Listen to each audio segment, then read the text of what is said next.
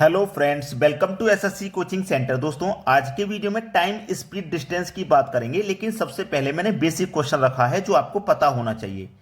एक रेलगाड़ी की चाल 90 किलोमीटर प्रति घंटा है, इसकी चाल मीटर प्रति सेकंड में बताओ। यानी कि किलोमीटर में दिया गया है, मीटर पर सेकंड में चेंज करके बताना है। एक रेलगाड़ी की चाल 80 मीटर प्रति सेकंड है, तो इसकी चाल किलोमीटर प्रति घंटे में बताओ।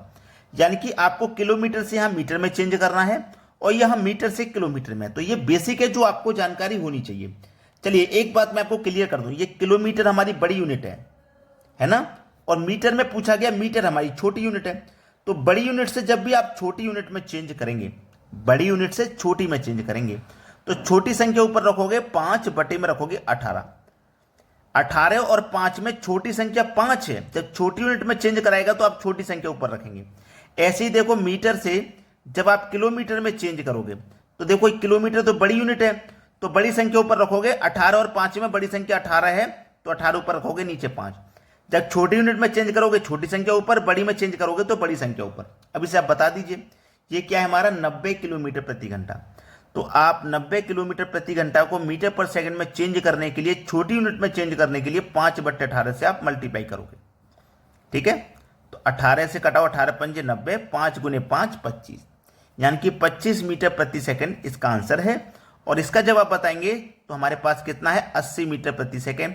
इसको जब चेंज करोगे तो 18 गुने 5 से मल्टीप्लाई करोगे। ठीक है, 16 पंजे 80 कर जाएगा, और 16 और 18 का आप मल्टीप्लाई कर दोगे तो ये 288 किलोमीटर प्रति घंटा हो जाएगा। ठीक है, तो ये बेसिक जानकारी थी जिसको बताना बहुत जरूरी था। इसके बिना कोई भी सवाल नहीं हो सकता। चेंज वाला जब सवाल आ जाता है, जैसे मीटर से किलोमीटर में बताना या किलोमीटर से मीटर में, तो वो नहीं हो पाएगा अगर आपको ये जानकारी नहीं है तो।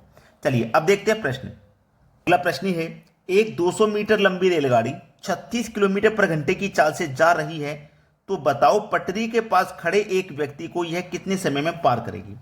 आपसे पूछ रहा है समय।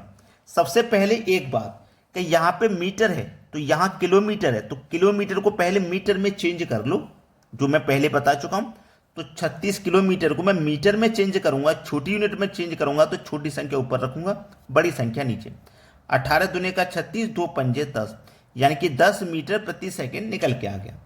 हमसे पूछा है समय। समय बराबर क्या होता है, दूरी बट्टे चाल। फॉर्मूला आपको पता होनी चाहिए, समय बराबर दूरी बट्टे चाल, ये फॉर्मूला होता है हमारा। अब हमें समय निकालना है, यानी कि टाइम निकालना है।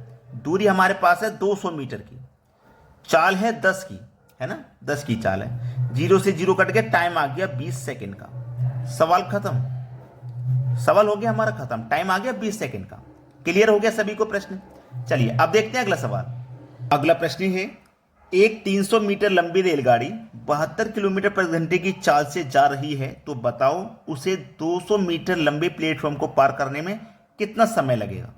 सबसे पहले तो हमें यही देखना है कि देखो, ये मीटर है और ये किलोमीटर, तो किलोमीटर को पहले हम मीटर में चेंज करेंगे।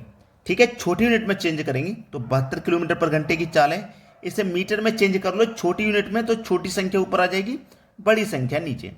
18 से 72 4 बार में कटेगा, 4 का गुना 5 से कर दोगे आप 20 मीटर प्रति सेकंड। तो किलोमीटर से हमने मीटर पर सेकंड में चेंज कर लिया। अब हमसे समय पूछा है ना, तो समय बराबर क्या फॉर्मूला होता है, समय बराबर फॉर्मूला होता है दूरी बट्टे चाल। समय बराबर दूरी बट्टे चाल होता है। ठीक है, अब समय हमसे पूछ रहा है, आसानी से निकाल लेंगे।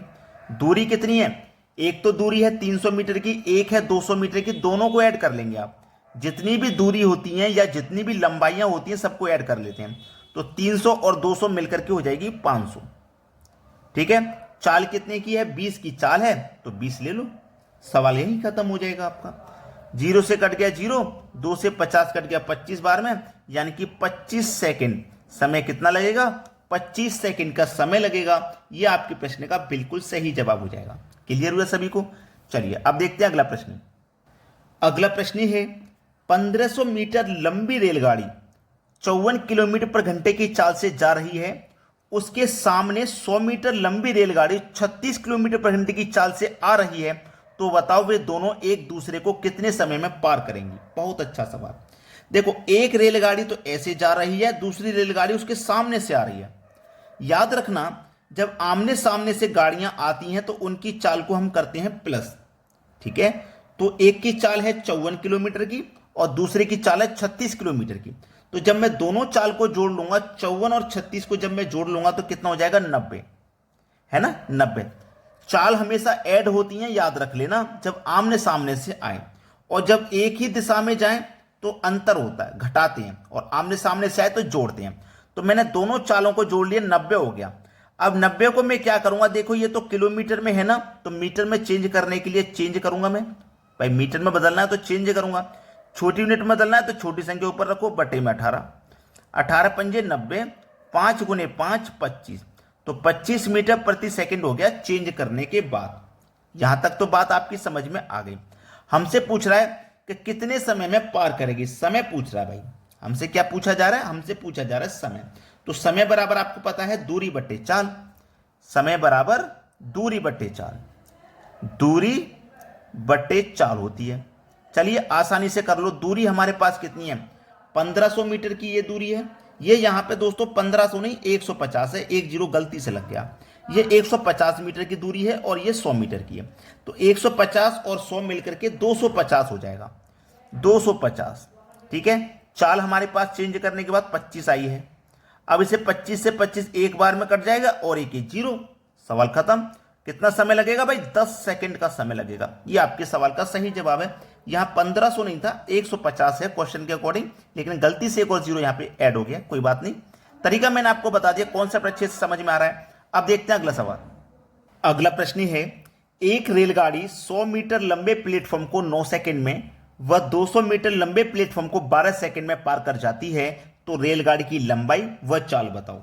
देखिएगा, एक रेलगाड़ी 100 मीटर लंबे प्लेटफॉर्म को 9 सेकंड में पार कर रही है, ठीक है, और 200 मीटर लंबे प्लेटफॉर्म को 12 सेकंड में पार कर रही है। क्या करेंगे, क्रॉस मल्टीप्लाई। ठीक है, देखो यहां पे मैं करूंगा 9 दूने का 1800, 12 का 100 में करेंगे तो 1200, दोनों का क्या करेंगे अंतर। 1800 में से 1200 जब घटा दोगे आप तो 600 बचेगा। हमने देखो इनकी दूरियों का अंतर कर लिया, तो हम इनके समय का भी अंतर करेंगे, तो 12 और 9 का अंतर करेंगे, 3 आएगा, तो 3 से इस 600 में डिवाइड कर दो, 200 आ जाएगा। यानी कि जो दूरी है वो 200 मीटर की है। लंबाई बतानी थी ना हमें रेलगाड़ी की, तो 200 मीटर लंबाई निकल के आ गई। अब हमें इसमें दो चीजें बतानी है, एक तो लंबाई बतानी है और चाल भी हमको बतानी है। तो लंबाई तो दोस्तों मैंने आपको बता दी, जितने भी बच्चे यहां तक वीडियो देखते हुए आए हैं वो चाल बताएंगे कि चाल क्या है। ये आपके लिए होमवर्क समझ लीजिए, ठीक है। दूरी तो मैंने निकाल के बता दी, अगर आप चाल निकाल के बताओ। तो जितने भी बच्चे ऐसे हैं जो कॉन्सेप्ट को अच्छे से समझ चुके हैं, टाइम स्पीड डिस्टेंस को पढ़ चुके हैं और हमारा पूरा वीडियो आपकी समझ में आया। मैं आपको एक चीज और बता देता हूं, जिन बच्चों को ये नहीं पता हमारा वीडियो कब आता है, सुबह के 10 बजे, ठीक है, दोपहर के 2 बजे और रात्रि के 8 बजे, यानी कि एक दिन में हम 3 वीडियो अपलोड करते हैं, जिससे कि आपके एग्जाम की तैयारी कम समय में हो पाए और ऐसे ही ट्रिकी मेथड आप सीखें, जिससे कि आप एग्जाम में जब पेपर देने जाएं तो 1 मिनट से कम समय में आप कोई भी क्वेश्चन हो उसे बना पाए। ठीक है दोस्तों, धन्यवाद।